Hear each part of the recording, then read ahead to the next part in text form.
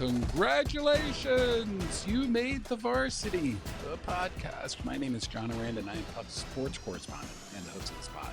And today is a treat. Given everything that's been happening with Tony Romo, and Ryan Clark, and Pat McAfee's pending deal, I asked Gideon Cohen to come onto the pod. Now, I've known Gideon for a while. He's a great talent agent who is now a senior executive at Athletes First, and he has a really smart and experienced look at the business. But before I get to Gideon, today is Wednesday, August 5th, and here's what I'm watching. Today, I'm focused on the Big East Conference, which has a new commissioner. Tim Brosnan, a former baseball executive, is going to replace Val Ackerman as commissioner, and I think it's a great choice for the Big East. Brosnan he's an experienced and well-connected executive who helped turn Major League Baseball into a powerhouse, at least in business terms. Tim's a Big East guy. He went to Georgetown, and he helped that school set up an NIL collective. But what really interests me is how Brosnan sold the committee on his vision. He's going to bring more of a business sense to the conference. Take the Big East tournament, for example.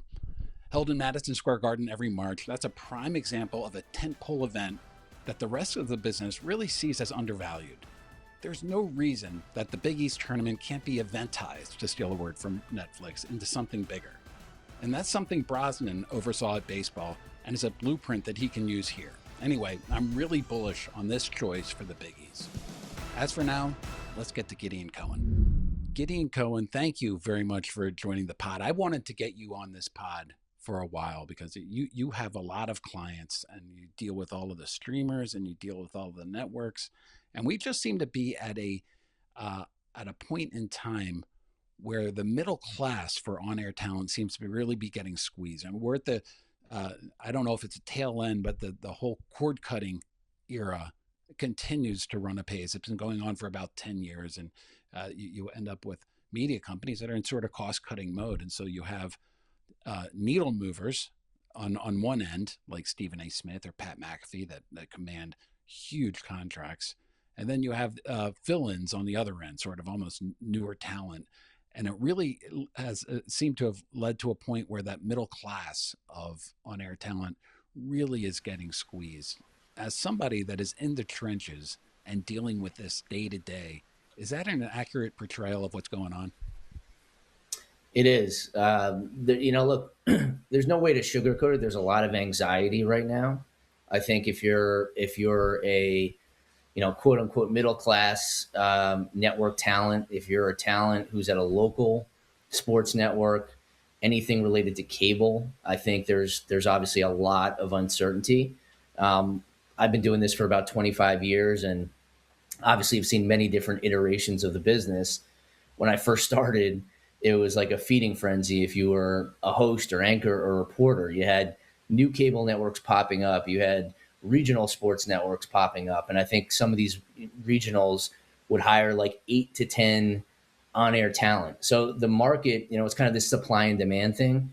There was a ton of demand and really not enough supply. So again, when I began, we would really sign people that we thought were talented, but it was more of a question of where do you want to go? What regional do you want to go? What city do you want to go to? And frankly, there were many options for those people. I think now, cutting back a lot of studio shows across the board, obviously the situation with the RSNs, there's a ton of uncertainty, and the rank and file are the ones who really get squeezed in all this. I'm so glad you brought up the regional sports networks because I had a story in my private email, The Varsity, last week that talked about right around 2013, about 14 years ago, you had Fox launching FS1, launching an entirely new a sports channel. You had NBC rebranding its own sports channel. You had CBS Sports Network. It was rebranding, and all of these national networks were out there trying to get as much talent as they could. And what better way to get talent than by going to ESPN, which was and pilfering some of their talent. As you mentioned, there's also the RSN aspect, and all the RSN has studio shows, pre-games, post-shows, the announcers sort of at the game. Did that create a market that was artificially high? And so, of course, we're going to get to where we are now? I don't know if anybody really could have foreseen this falling off a cliff. I mean, obviously, we've known for several years about cord cutting, and I will say some RSNs in particular operated from a very antiquated sense of comfort. they felt like they felt like everything was just going to continue as it was, and I was always shocked in speaking to them because it's like, all right, you're going to ignore what's happening digitally. Like, you're not going to pour resources into that. You're basically just going to go with this model of like pregame show, halftime show, postgame show, the same exact, like some of these rundowns were the same as they were 10, 15 years ago. There was very to little innovation. So I think I was always blown away when I would speak to general managers of regionals. I'm like, do you guys not see this coming? Like, how can you not see this coming? And so obviously that just a lot of talented people got laid off, and that flooded the marketplace. And now there just aren't the same amount of those specific kinds of jobs. I think a lot of networks have determined that studio programming is extremely expensive. It might not be worth it for them to hire multiple camera crews, stage hands, lighting people. I mean, these are all union jobs, so the costs are astronomical. And so, from a dollars and cents standpoint, studio shows being eliminated has really cut the market in a dramatic way. And on top of that, you can tell from this show, which is on NESN, Marquee, Sportsnet LA, among others, that I'm at my house in DC. You're home in Connecticut, and it's we're able to talk and do it this way. And viewers coming out of the pandemic have made the statement that they don't really care that much about quality of video. I mean, they want higher quality video, but if it's that they're more interested in the information. I think that's the main message that's sort of gotten out to a lot of these media executives is like, care less about this digital studio with the bells and whistles and care more about getting Mina Kimes talking from her, the front steps of her house or something along those lines. Yeah, it's become much more about the personalities you can engage with than, oh wow, like the quality of this highlight package. Because most of the time, people have seen that highlight package already. I have a 13-year-old and a 10-year-old, and by the time I wake up in the morning, they know everything that's happened in sports because they've watched highlight reels that I haven't watched. I'm like, how do you know all this? Like I was with you last night. You didn't watch the game. I watched the game, but you already know more than I did. And so I think the more you can engage with people online, that Mina Kimes is a great example. 20 years ago, you couldn't engage with Mina Kimes. You couldn't get her real-time thoughts on things. And that's really where the emphasis has gone. I'm always very surprised when I walk into a big network and I just see like all these, like a massive amount of space, a lot, all this equipment, all these bells and whistles. Meanwhile, there are influencers and content creators that are making millions and millions of dollars that literally use their iPhone. So again, like I understand, what we're trying to do here from putting the best quality product out there. And if you're a place like ESPN, of course, the live events are going to be extremely significant. You're going to put your best people on those. But I will say, when it comes to the studio shows, there clearly has been a resetting of the market. And unfortunately, for someone like me who represents talent, that has affected talent quite a bit.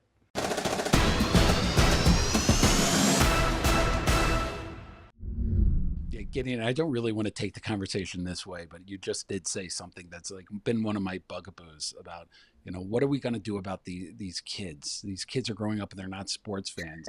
And my kids are now grown and out of the house, but they are avid sports fans. They just consume it a lot differently than you and me, and that's something that's been difficult to realize. The idea of I'm following the same team, but I'm following it from social media is so much different than the way I grew up, and certainly the way you grew up. Yeah, and I don't want to call myself old by any stretch of the imagination, but Not look, nearly, even like, Gideon. I would never say that. Never. thank you, I appreciate that, but like my 13-year-old, my 10-year-old, even those two, there's a gap in terms of how they look at viewing sports engaging with their phones, engaging with social media, which I think is fascinating, right? Like every year, every day, things get different in the way people consume content. And so my 10-year-old is like obsessed with, like for him, it's part of life. The iPad is part of his life. And so as you look at sports being broadcast, content being created, there has to be a real emphasis on like, okay, when this 10-year-old is, 21, 25, making a living, that's who we're trying to get. And it's only going to keep getting more and more complicated and interwoven with social media as time goes on. I want to take back that example of, and I'm going to give you three different scenarios here. One is I am a veteran on-air talent that just got laid off, say like a Carl Ravage type. One is I'm sort of well established. I'm like in my 30s and I'm out there looking for work. And one is I just graduated from college and I'm trying to get out there. Your advice to them, would you give different pearls of advice to each of them, or is it all the same about what you said earlier? Embrace digital, embrace social, embrace sort of talking onto an iPhone. Like, give me the type of advice that you would give to people that would look for this type of work. You have listen. If somebody was in college or even in high school and they were interested in the media, I would say they need to start creating content like tomorrow and figuring out a way to start creating content tomorrow. It takes a very long time to build a following. First of all, it takes a very long time to build a revenue stream. I mean, it could take 5 or 10 years, but you need to get a head start if that's what you want to do with your career. So I think it's different for somebody like that versus the second person, sort of the mid-level person that you mentioned. I do think the overarching theme here, though, is that you have to have some sort of a presence digitally if you're going to survive in the business right now. I also think you have to have some sort of a presence traditionally, by the way. I think it's a combination of both. I don't think you can lean into either one necessarily and say, this is the way I'm going to go. Obviously, there's still an insane amount of credibility that you get from being on an ESPN, a CBS, an NBC, and Amazon. Those just give you a layer of credibility. Even if you look at like what some of the more successful content creators like Dude Perfect have been able to do. The deal they did with Amazon was groundbreaking. And so I think you need a combination of both. But if you're somebody who all you've done is traditional media, all you've done is host shows, you have to figure out a way to develop your digital profile. Otherwise, you're going to have a very hard time having a long-term future in the business. Now, for somebody like, an elder statesman that's been doing it for a long time, I mean, there's no question it's a challenge. The good thing for somebody like Carl, and, I don't want to talk about a specific situation because I really just don't know, but you have to use the profile that you've built with the people that would appreciate that. So, and when I say that, I'm talking about network executives at the highest level that might say, well, Carl Ravitch is a respected host and play-by-play voice, and he makes our network better if we put him on X, Y, and Z. That's kind of the strategy for someone like that versus someone just graduating from college. What's wild to me, Gideon, is the way that you answered that question is you shouted out ESPN and CBS and NBC, and then you used, without taking a breath, Amazon in that same sentence. There, to you, as somebody who places talent at different places, there really is not a big difference between traditional broadcast and some of these bigger streamers. I mean, obviously, there's a difference in terms of their business models, but I think that in the sports ecosphere, the sports media ecosphere, Amazon is just as big of a player now as any of the traditional networks. I think that's pretty obvious. And having rights deals and rights packages with the NBA and the NFL has put them in that category. So yeah, I think 100% they're lumped into that conversation. They're not just like, oh, it's a streamer and it's completely separate. Like there were Knicks playoff games on Amazon Prime this year, and Mhm. much to the chagrin of people who, needed to flip around between Amazon Prime and, Direct TV Stream and YouTube TV. But the reality is, like, that's monumental stuff. When you can have postseason games on a streamer, to me, it's in the conversation as mainstream. You made a little bit of news this week when Netflix announced their NFL talent that they're going to use moving forward. You had a couple of people that they're going to have in there. Um, was that negotiation? How was that negotiation with Netflix? Sort of like a new entrant, that we talk about eventizing on this pod all the time. How is that different from traditional linear television? Some of the old broadcasters. Yeah, I mean, I think obviously with Netflix, it's a limited series of events. So for you alluded to the news that came out about the broadcasters, and we represent Nick Foles, Super Bowl winning quarterback for the Eagles, and Clay Matthews, Super Bowl winning linebacker, multi-time Pro Bowler for the Green Bay Packers. Both those guys are going to be incredible, and I think everyone's going to be like, "Wow, what a breath of fresh air." When they see them. And by the way, I give Netflix and their executives a ton of credit for taking a chance on guys who've never done it before. I mean, Clay and Nick have never done it before. And look, due to a lot of circumstances, they got those opportunities. One of those circumstances being that other networks are becoming much more hesitant to allow their talent to work with Netflix, because to what we just were talking about with Amazon, like, Netflix is gobbling up rights. They're stepping on their territory, and so the pool that you have of people to choose from for these events is very different than if you were at an ESPN or an NBC. So it's an amazing opportunity for Clay and Nick. It's a limited amount of games that are featured in this package, which, again, like, some guys don't want to do. Especially guys like Nick and Clay, who have made a ton of money in their playing careers. They don't necessarily want to leave their families for 20 weeks a year, or from Friday to Sunday. Like, weekends are big for these guys. So it presented an amazing opportunity for both when you're looking at the limited amount of days that a package like that would require.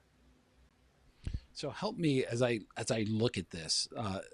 When Netflix was making their decisions, what like what is their sort of elevator pitch for their show? How is their show going to be different than NFL Today or Fox NFL Sunday? Well, it's being produced by a major network, so I think it's possible that it wouldn't be that different, frankly. Obviously, you're going to have the Netflix, pixie dust thrown on it, whether that's Bert Kreischer or Will Ferrell or Michael Buffer. I was at the home run derby in Philadelphia a couple of weeks ago, and I got to say, being there with Michael Buffer announcing the two finalists in the home run derby, like, that was incredibly cool. And obviously that was a Netflix event. So they're going to put their stamp on things one way or the other, whether people like it or not. And the reality is, like, no one's not going to watch the first game of the season in Australia because Will Ferrell might show up for 2 minutes on the pregame show, right? So I I think, don't like, know. Bert Kreischer going shirtless might make people turn off the TV. That might happen. I think. yeah. There's a lot of layers to Bert, I guess, but it's something where you just this is kind of part of it. Netflix is an entertainment company, and this is the way they want to do it, and I give them credit for wanting to be a little bit different. Why do things like you're gonna copy the NFL Today? You're gonna copy some of these shows that have been doing it for 30, 40 years. Like, that would make absolutely no sense. So they're trying things, and some of them work, some of them don't, but it's a work in progress. And I think they're smart enough and successful enough to figure it all out.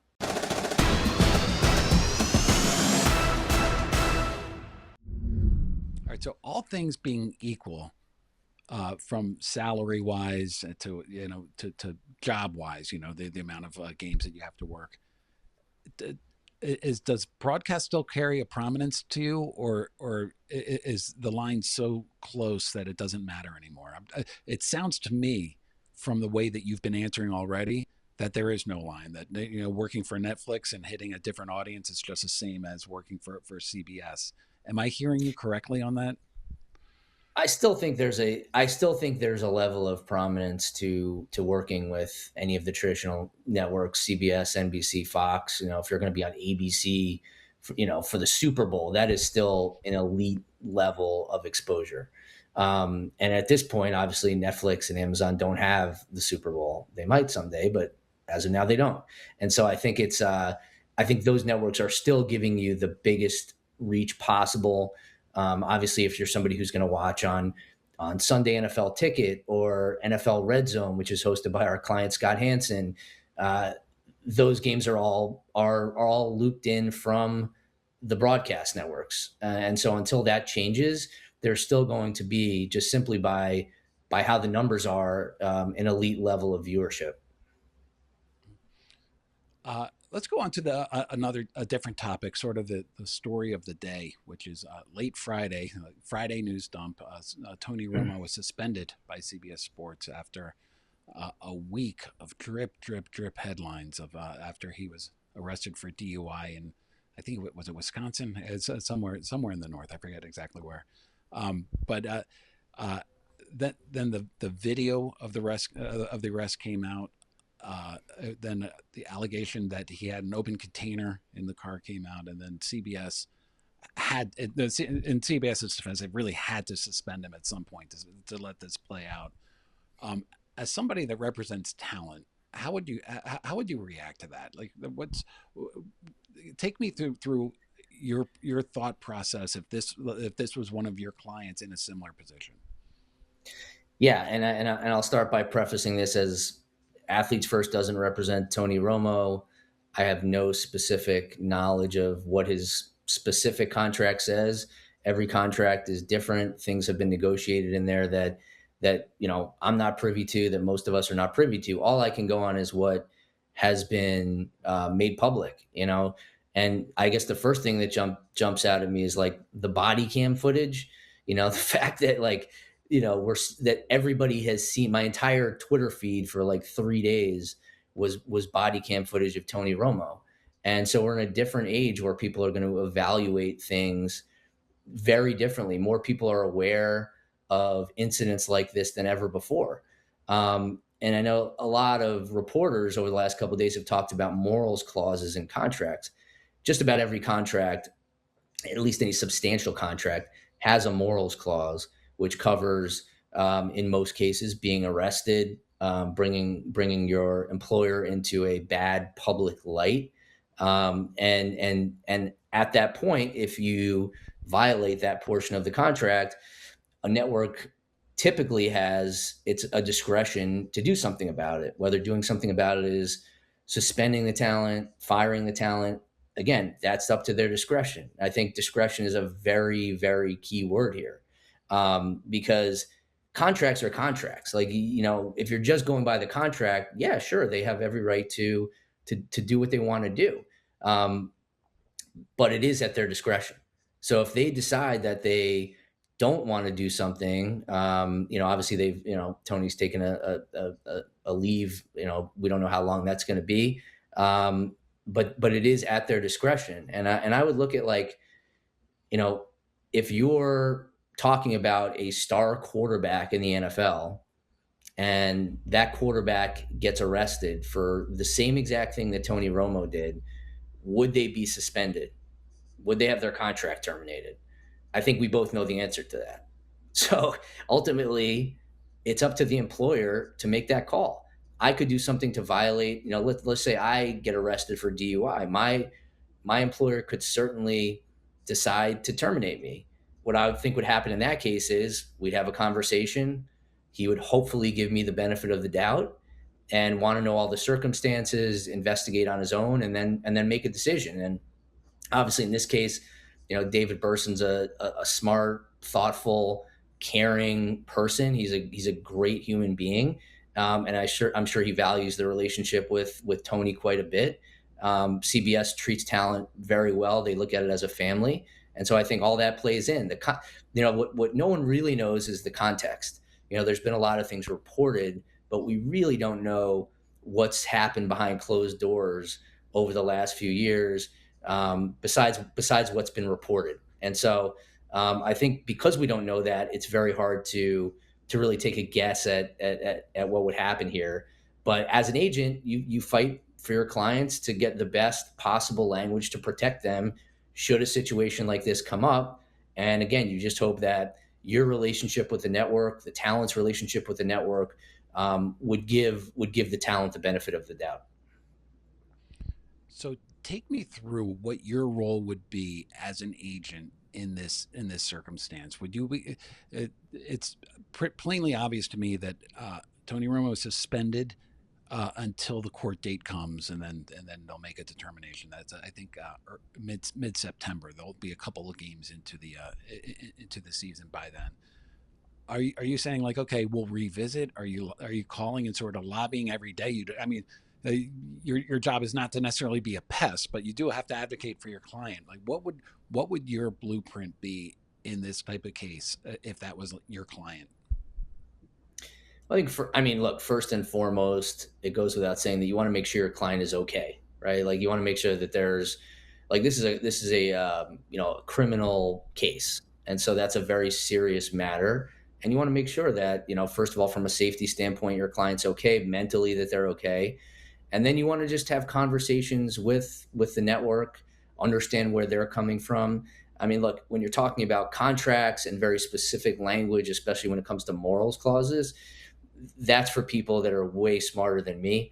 That's for lawyers that there's lawyers involved. There's people that that are employment lawyers that really understand kind of the depth of that language and what the actual laws are. So I think my guess is that there's a lot of deliberation going on between all the CBS executives, the Skydance executives, and they're trying to figure out what their strategy is with legal teams and potentially with Tony's representation and legal teams. But it is a very tricky legal issue, which again I am not smart enough to figure out myself, but I would do the best that I can to help my client present the best case. If that's lobbying, if that's maintaining the relationship with the network, then that's exactly what I would do.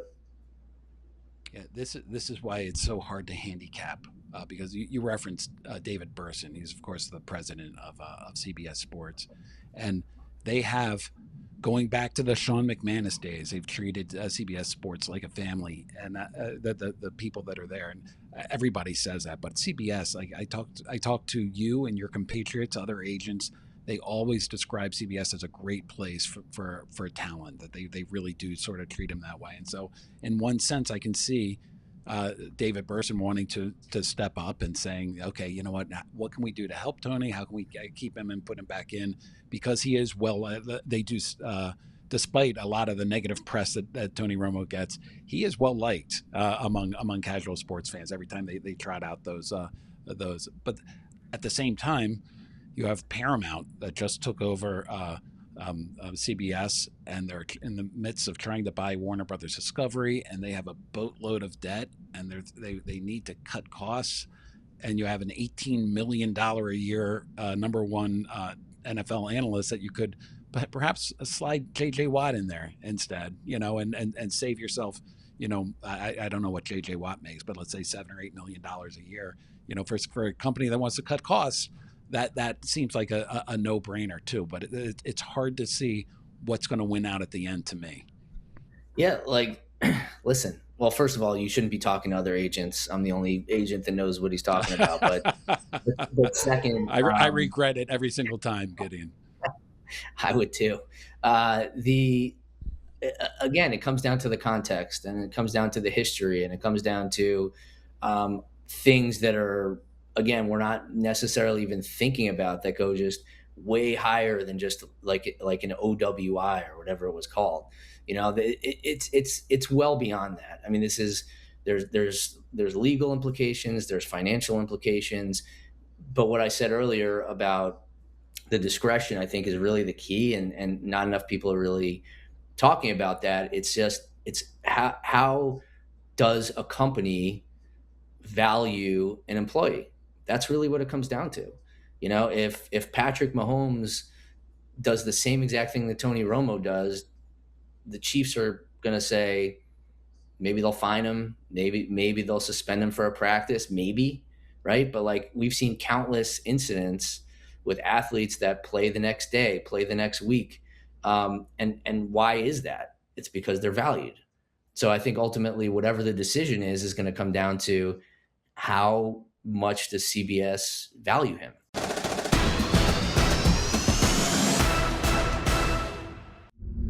Gideon, I want to go back to our original conversation on this podcast, when we sort of talked about the state of broadcasting and talked about, the challenges from 2013, 2012, 2013 to where we are now. Nothing drops forever, I don't think. Maybe it does, but maybe we'll get a bounce at some point. But spin this into the future. Like how is this gonna be rectified or right-sided? You're talking about just the overall situation in the business? The overall market for on-air talent, yeah. I just think it's going to be different. I think what's amazing is that every day, like I'm a diehard Mets fan, and they just announced a partnership with some prediction market company that you might know the name of, that I literally had never heard of, and it's in the press release, of course, the leading sports prediction market, and like, okay, great, but like I hadn't heard of that. And now does that, when you talk about, tell me, what are they actually leading in? I love those press releases. Well, the Mets are leading in nothing, so it's a step forward. But yeah, it's I feel like you need therapy being a Mets fan this season, so they're welcome to we all Mets fans are just in need of deep therapy. But I think there's a lot, there's new companies, there's new trends. Several years ago it was sports betting, now it's the prediction markets, and these are creating more opportunities for content. Underdog just sold for $1.3 billion. I mean, again, these are things that affect the sports media, meaning that they're going to create opportunities for certain people. If you're just a one-dimensional host who can only read off a teleprompter, it doesn't matter what the trends are, there's not going to be a market for you. But I do think, like, we've seen so many different shifts and changes, and now we're at the place we're at. And 10 years ago, 5 years ago, even 5 months ago, you probably couldn't have foreseen certain rights deals going to certain networks. And so it's a constantly changing ecosystem, and the talent that really are looking forward and really thinking about that are the ones who are going to be successful long term. Again, I do think it does come down to understanding the digital space, the content creation space, because that really is the direction everything is going, as evidenced by the fact that younger people are engaging on those platforms astronomically more than they are with the traditional platforms. I'm really interested in what you said about the prediction markets. You mentioned Underdog going for more than $1 billion. Like, who would have thought? What are the opportunities that you see at those types of companies? Is it similar to what we saw with FanDuel back when they were? I think FanDuel had the Pat McAfee contract before ESPN, for goodness sakes. It was crazy. I mean, I had I won't go into specifics, but back when the gambling companies were like ramping up as far as marketing goes, I had a client who he was probably making like $200,000 or $300,000 at the company he was at, and his contract was up. And I literally called one of the big sports books, and I was like, hey, like, he's making, I basically was like, he'll leave and go to your sports book for $1 million, right? Guy was making $200,000 or $300,000. And the next day I had a contract for $1 million for this guy. And like, that's kind of happening in some cases with the prediction markets. There are opportunities like that. We, for example, represent a guy who I think is a very interesting talent. His name is Kurt Benkert. I'd be surprised if anybody's heard of him, at least over the age of 30. He played in the NFL. He was kind of a backup for the Falcons and the Packers. Not even a backup, third string, right? And he understood. He was so interested in where the business was going that he created a YouTube channel and a TikTok channel and a Twitch channel. And he started, gaming on these channels and building a following. And he retired when he was like 26 or 27. And by the time he retired, he had millions and millions of followers.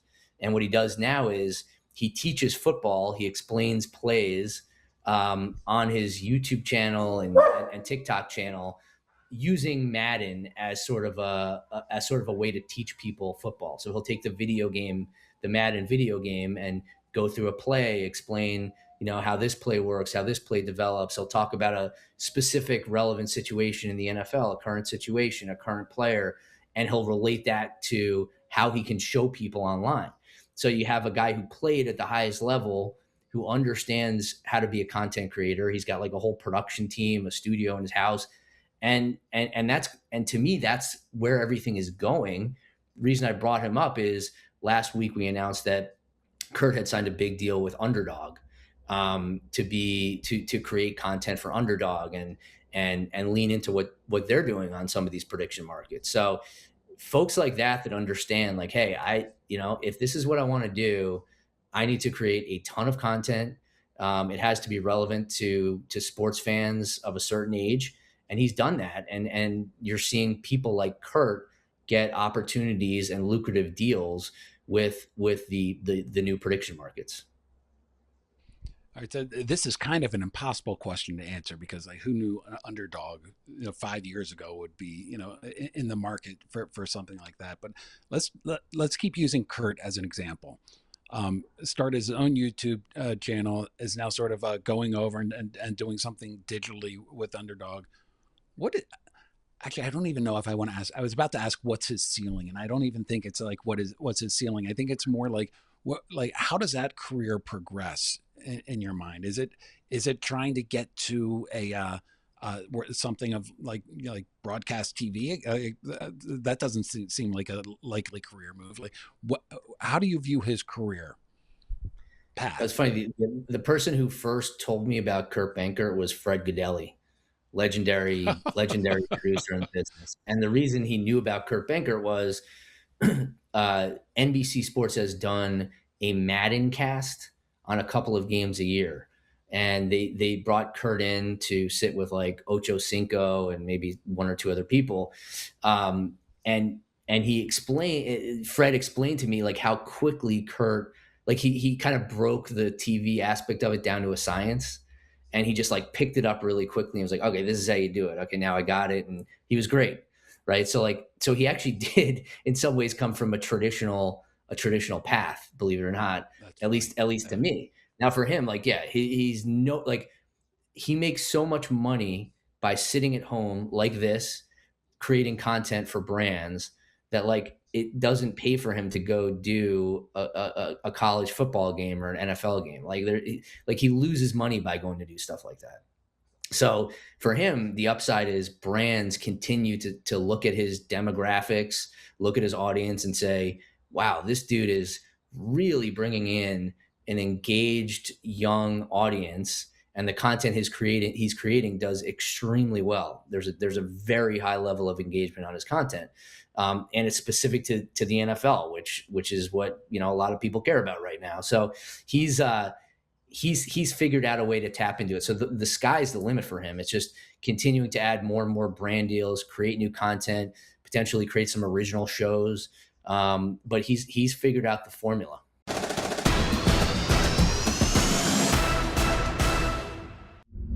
Do you look at clients and think in your mind, okay, that's a YouTube guy. All right, that's a TikTok guy. Oh, that's a CBS guy. Like, is there like, 100%. Is that how you view them? Yeah. 100%. I mean, obviously, content creaters that just when you do look that at me, you see me as like a Nesson guy or a Sportsnet LA guy. I see you as a TikTok guy. I don't know. I feel like that's the next iteration of this show is TikTok, because you're hitting all the demographics. Done. But yeah, look, like every network has its own like sort of quality to it. Like I'll give you an example. Matt Ryan, who's been my client for several years, like, from the second I met Matt, I'm like, he's a CBS guy. He just is a CBS guy. He has that sensibility to him. When I And think of Matt Ryan, I think as a CBS guy too. I totally understand. I kind of like totally understand what right. you're talking about without being able to explain it. Yeah, and so like he's obsessed with golf. He's a scratch golfer.